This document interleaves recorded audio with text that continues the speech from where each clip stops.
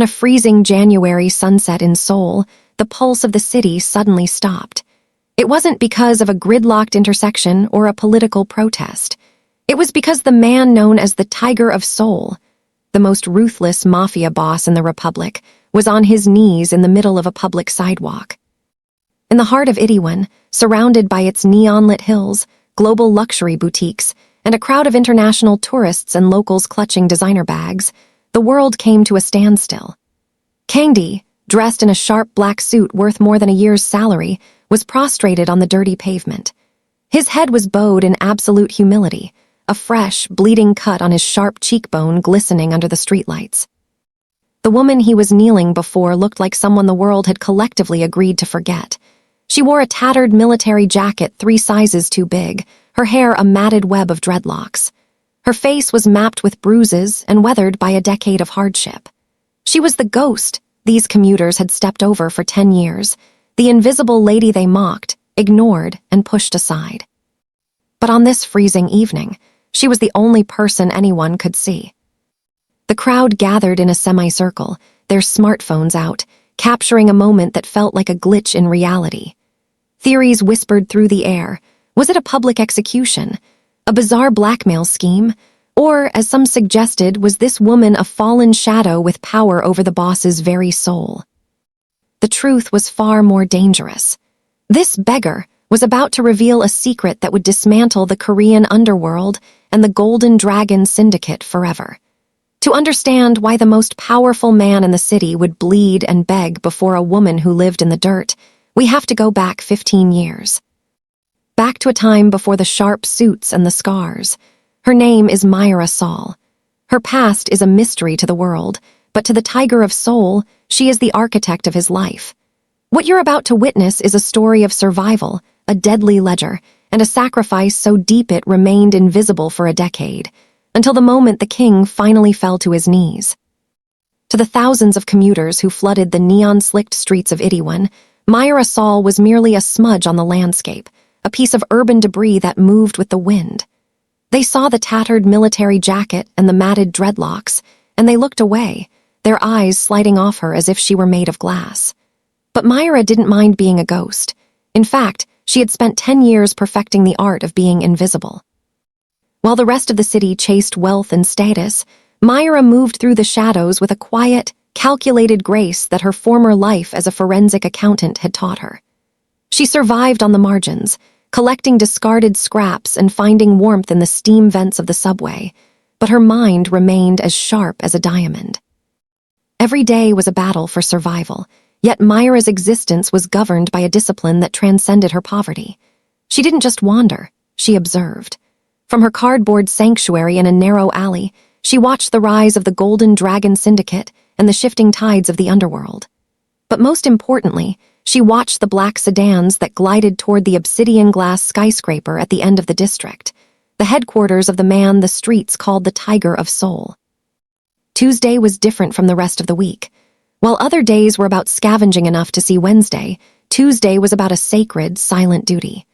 Throughout the week, Mira would perform small tasks, carrying heavy crates for market vendors or cleaning up spilled trash, not for money, but for a single cup of rice. She would forego her own hunger, hoarding the grains until she had enough to craft a single, perfect rice ball. As the Tuesday moon climbed over the jagged skyline of Itaewon, Mira would emerge from her shadow. With the rice ball wrapped carefully in a clean, stolen napkin, she navigated the back alleys, avoiding the security cameras she knew by heart. She would reach the service entrance of the Tiger's fortress, a place where the most dangerous men in the country stood guard. To them, she was just a senile beggar wandering too close to the sun. They would mock her, sometimes tossing a coin to watch her scurry, never realizing that the ghost was actually assessing their defensive rotations. In the dead of night, she would leave the rice ball on a specific stone ledge just outside the perimeter. It was a humble offering, a small white orb against the cold, black marble of the empire. She never waited to see him find it. She didn't need a thank you. As she retreated back into the darkness of the alleys, her stomach growling and her bruised face stinging in the winter air, a small, sad smile would touch her cracked lips. She was the woman the city forgot, the shadow everyone ignored, But as long as that rice ball was gone by morning, she knew the boy she had saved was still alive to lead the world she had built for him. 15 years ago, the skyline of Seoul didn't look like a threat. It looked like a ladder. Back then, Mira Sol didn't wear a tattered military jacket. She wore tailored charcoal blazers and moved through the high-ceilinged corridors of a premier financial firm with the confidence of a woman who could dismantle a billion-dollar merger with a single spreadsheet. She was the firm's rising star, a forensic accountant whose eyes saw patterns where others saw chaos. Her life was a series of clean lines, expensive coffee, and late nights under the soft glow of a dual-monitor setup. But everything changed on a rain-slicked Tuesday night in a narrow alley behind a luxury convenience store. The rain was a freezing drizzle, the kind that soaked through even the most expensive wool coats. Mira was taking a shortcut to the subway when a sound stopped her, a wet, hacking cough that didn't sound human. It came from a rusted industrial dumpster overflowing with cardboard and rot. Most people in her position would have quickened their pace, tightening their grip on their designer handbag, but Mira had grown up in a house where silence was a luxury she couldn't afford. She knew the sound of hunger. When she peered over the edge, she didn't find a stray animal. She found a boy. He was perhaps 10 years old, his face a map of fresh purple welts and dried blood. He was curled into a ball, shivering so violently that his teeth rattled like dice. His clothes were rags, and his eyes, wide, dark, and predatory, fixed on her with a mixture of terror and a defiant, feral rage. He looked like a creature the world had tried to throw away. Mira reached for her phone.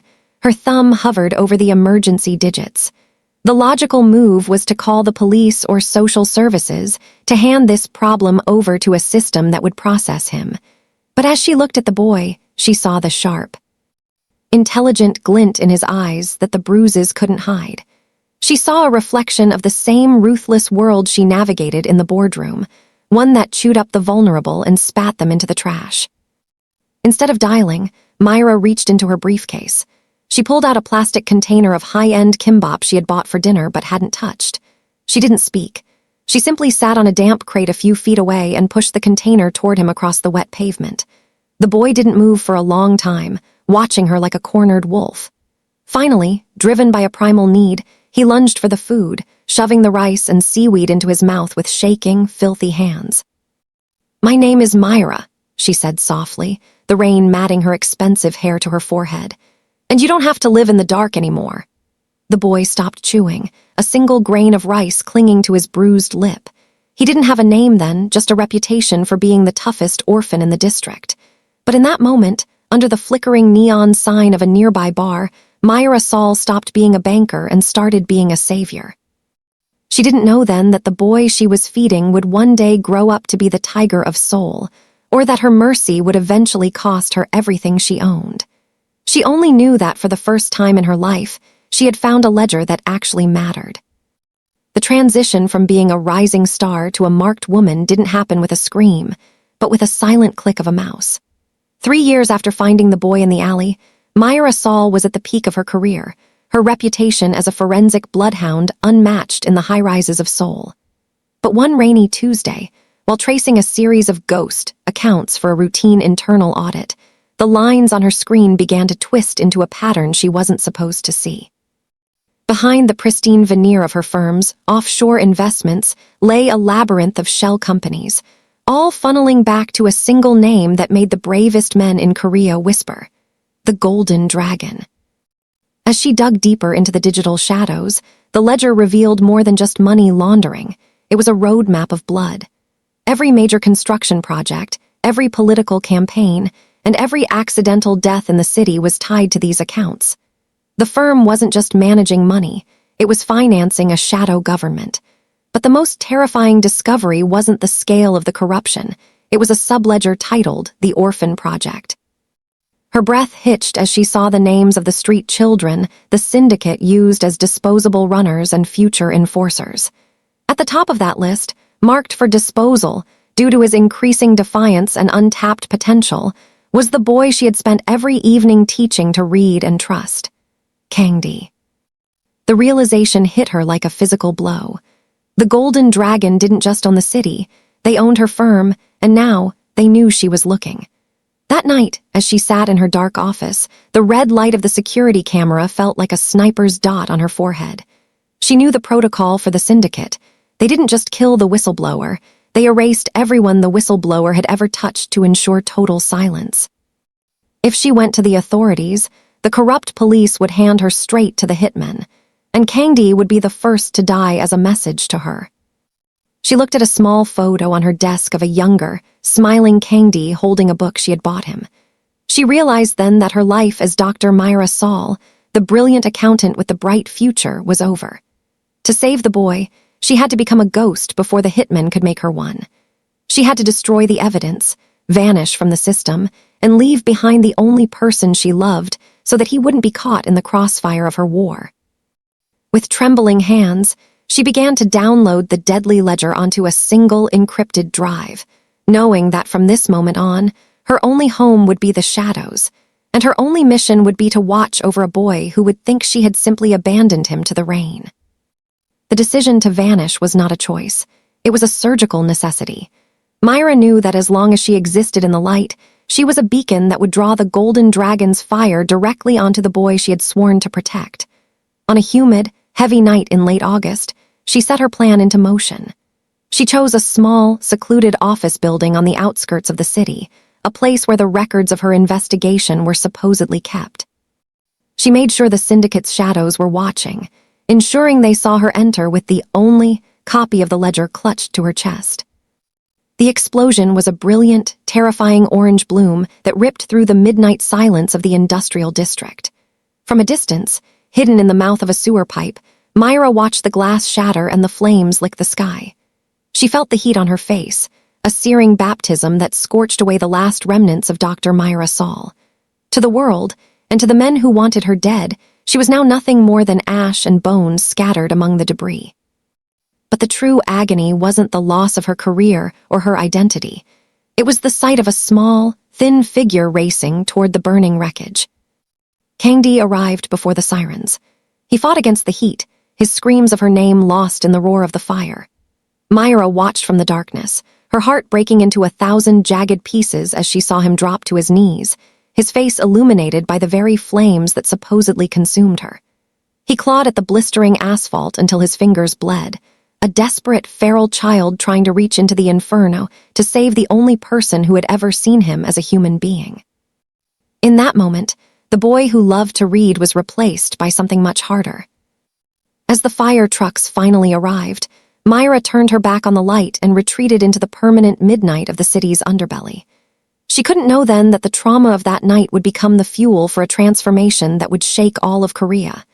Left with nothing but the belief that Mira had been murdered because she was weak enough to care for him, Kang-Dae made a silent, blood-chilling vow. He would never be weak again.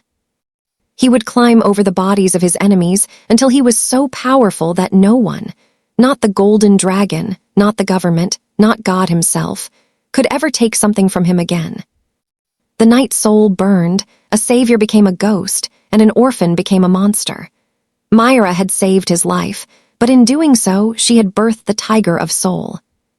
12 years had passed since the fire, and in that time, the boy who cried in the ash had become a god of the Iriwan night. Kang-Dae moved through the world behind armored glass and the wall of 1,000 silent soldiers, his heart a fortress of ice. But the golden dragon had long memories. And a Tuesday night ambush in a narrow shortcut left his motorcade a wreckage of twisted steel.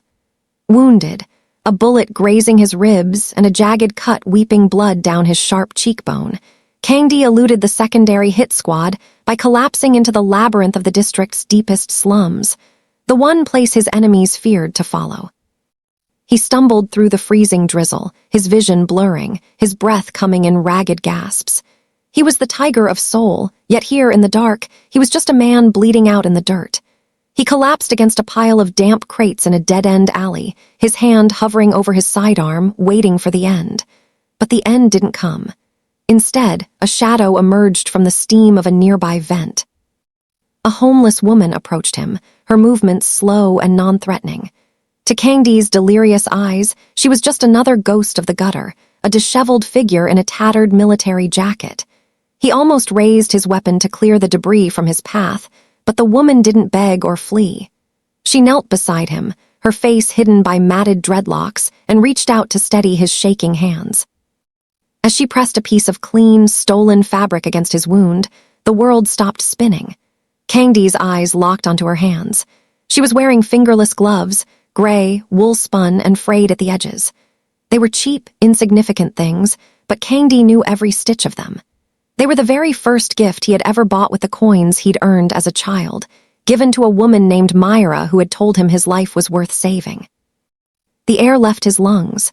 He looked up, past the dirt and the years of hardship etched into her skin, and found the eyes he had seen in his dreams every night for over a decade. They were the same sharp, intelligent eyes that had once looked at a dumpster-dwelling orphan and saw a human being. The tiger of Seoul vanished. In the middle of that filthy, freezing alley, the most feared man in the country began to tremble. "No," he whispered, his voice cracking like thin ice. "You died, I saw the fire." Mira didn't speak. She couldn't. The risk was still too high. But she squeezed his hand, the same firm, grounding squeeze she had given him 15 years ago in the rain. In that moment, the iron empire Kang-Dae had built felt like a house of cards. The woman the world ignored was the only person who had ever truly known him, and she had been standing in the shadows, guarding him, while he spent a lifetime becoming a monster to avenge a ghost. The reunion in the freezing drizzle was cut short by the screech of tires echoing through the mouth of the alley. The Golden Dragon's secondary hit squad had found them, their headlights cutting through the fog like the eyes of predators. 4 men stepped out of a black sedan, suppressed submachine guns drawn, their faces masked by the cold indifference of professional killers. They didn't see a legendary accountant and her protege. They saw a dying boss and a piece of urban debris that needed to be swept away. Kang-Dae tried to stand, his hand clawing for the pistol at his waistband, but his blood loss was too great. He slumped back against the crates, his vision swimming. "Go," he wheezed, looking at Mira. "Run, don't let them take you too." But Mira Sol didn't run.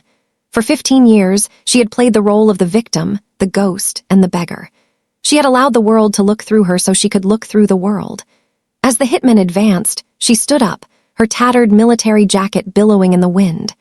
The slumped, guarded posture of the homeless lady vanished, replaced by the rigid, calculated stance of the woman who had once dismantled empires with a keystroke. She knew this alley better than the architects who built it. She knew which floorboards were rotten, where the steam pipes were pressurized to the bursting point, and exactly how the shadows played tricks on the eyes of men who relied too heavily on technology. "Stay down," she commanded, her voice no longer a raspy whisper but a sharp, resonant authority that momentarily froze the hitmen in their tracks. The hitmen's hesitation didn't last long. The leader, a tall, lanky man with a scar that ran across his jaw, grinned and raised his weapon. But Mira was already in motion.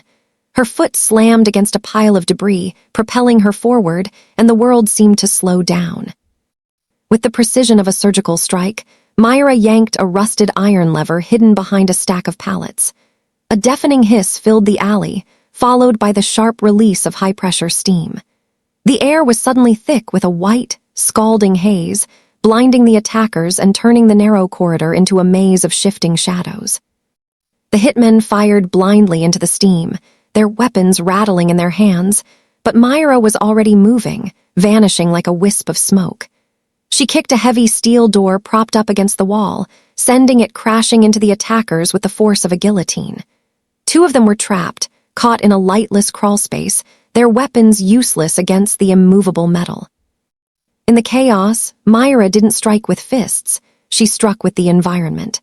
The next moment was a blur of motion, as she grabbed a heavy industrial hook and yanked it across a pile of discarded scrap metal. The metal fell in a heavy avalanche, burying the remaining attackers in a crushing wave of twisted steel. Mira didn't wait to see if they were dead. She moved with the speed of a phantom, a ghost that had finally found her voice. As the last gunman crumpled beneath the weight of the steel, Mira stood over him, her eyes burning with a decade of repressed justice. Her gloves were stained with grease, but her expression was colder than the alley's freezing air. She wasn't just a survivor anymore. She was the architect of their downfall. The hitmen lay in a heap, defeated not by firepower, but by the very debris they had ignored all their lives. Mira stood tall, her gaze cold and unyielding, as she surveyed the wreckage she'd wrought. She was no longer the woman the world had overlooked. She was a force unstoppable, lethal, and finally seen. As Mira wiped the blood from her fingers, she heard a faint noise. A soft groan. It was Kang-Dae. Despite the exhaustion and blood loss, he had managed to sit up, his hand clutching his side as if to hold himself together. "Did you really think I would run?" Mira whispered, crouching beside him. "I've been running my entire life, Kang-Dae, but I won't run from you. Not now, not ever." He looked at her, his eyes filled with disbelief and something deeper, guilt, perhaps, or a longing he hadn't allowed himself to acknowledge. His hands shook as he reached for her, his grip weak but insistent.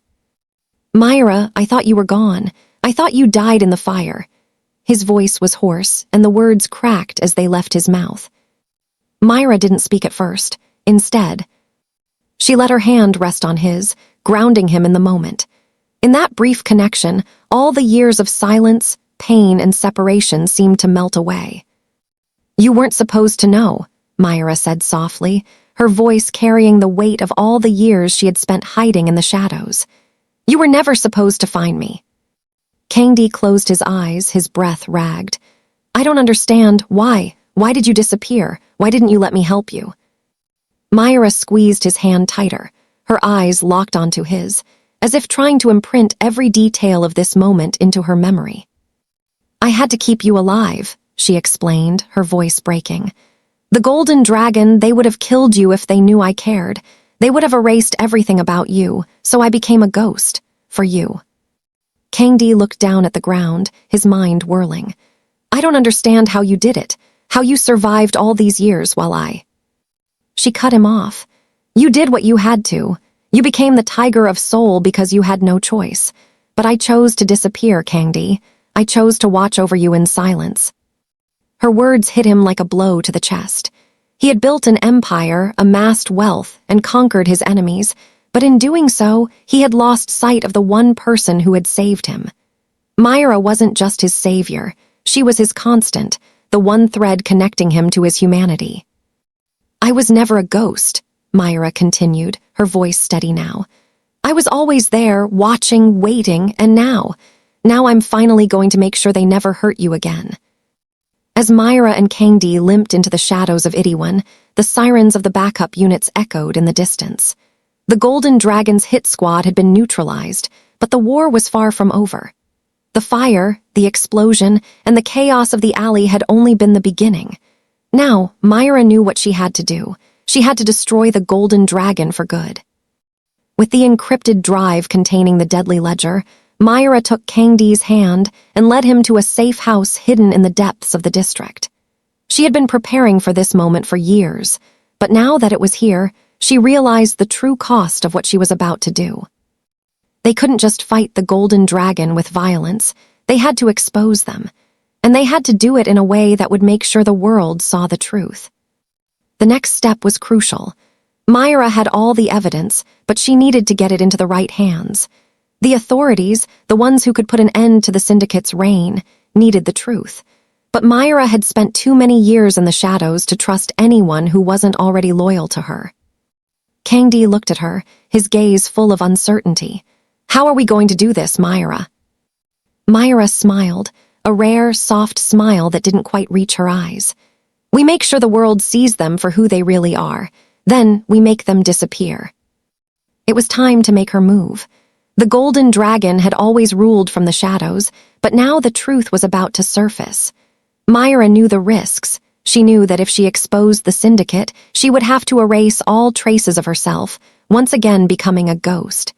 But this time, the world would know her name. With Kang-Dae by her side, Mira set her plan in motion. She contacted the highest authorities, bypassing the corrupt officials who had been bought off by the Golden Dragon. She made sure the evidence, detailed financial records, proof of the syndicate's political influence, and the orphan project, was in the hands of those who could fight back. The digital vaults of the Golden Dragon were unlocked, one by one. Mira worked quickly, her fingers flying over the keys as she accessed files that had been buried for years. Every account, every transaction, every illegal deal was exposed to the world. Kang-Dae watched in silence, his emotions a whirlwind. He had always believed that power was the key to survival, but Mira had shown him something else. True power wasn't in wealth or control. It was in the courage to stand up against the monsters that lurked in the dark. As the authorities moved in, the fall of the Golden Dragon was swift and decisive. The high-ranking officials, the corporate titans, and the syndicate's leadership were pulled from their beds in handcuffs. Seoul's underworld trembled as the Golden Dragon, once a myth of terror, crumbled to dust.